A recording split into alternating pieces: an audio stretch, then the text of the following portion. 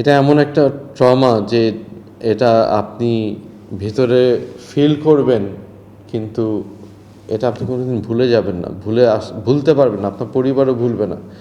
এর মাঝখানে আমার পরিবারকে অনেকে অনেক রকম ফোন করেছে, ফোন করে র্যানসম চেয়েছে, টাকা চেয়েছে, হুমকি দিয়েছে, বলেছে আপনি এত দিলে ওনাকে ছেড়ে দেব, এত ইয়ে করলে এটা করব।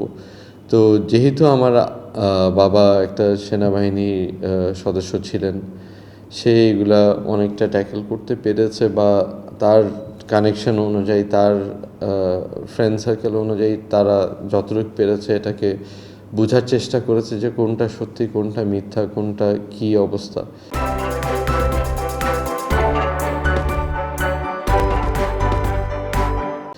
তো এরকমভাবে হুমকি হামকি দেওয়া হয়েছে, ইভেন কি আমাকে ছাড়ার সময় আমার পরিবারকে বলে দেওয়া হয়েছে যে উনি যেন আর কোনোদিন রাজনীতি না করে, রাজনীতিক মাঠে যেন ওনাকে না দেখি, উনি যেন আর কোনোদিন বাংলাদেশ জাতীয়তাবাদী দলের পক্ষ হয়ে কোনো জায়গায় কোনো দৌড়ঝাঁপ, লাফালাফি বা কোনো রাজনীতিতে এন্টার না করে। এর চেয়ে ভালো আপনারা দেশ ছেড়ে চলে যান।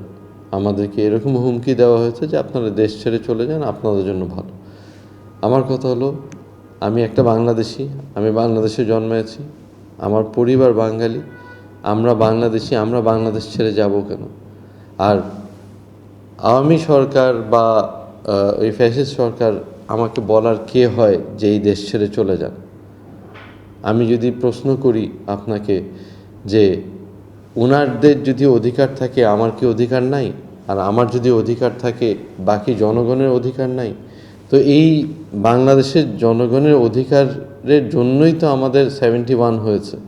এই বাংলাদেশের জনগণের অধিকারের জন্যই তো আজকে এতগুলা ছাত্র মারা গেছে, এতগুলা স্টুডেন্ট রেভলিউশন যেটা আমরা ধরছি, এই রেভলিউশনটা হয়েছে কিসের জন্য? এই অধিকারের জন্য। তো আজকে আমাদের দায়িত্ব এই অধিকারটাকে অ্যাকচুয়ালি স্বাধীনভাবে ধরে উঠায়, উজ্জীবিত করে ধরে রাখা।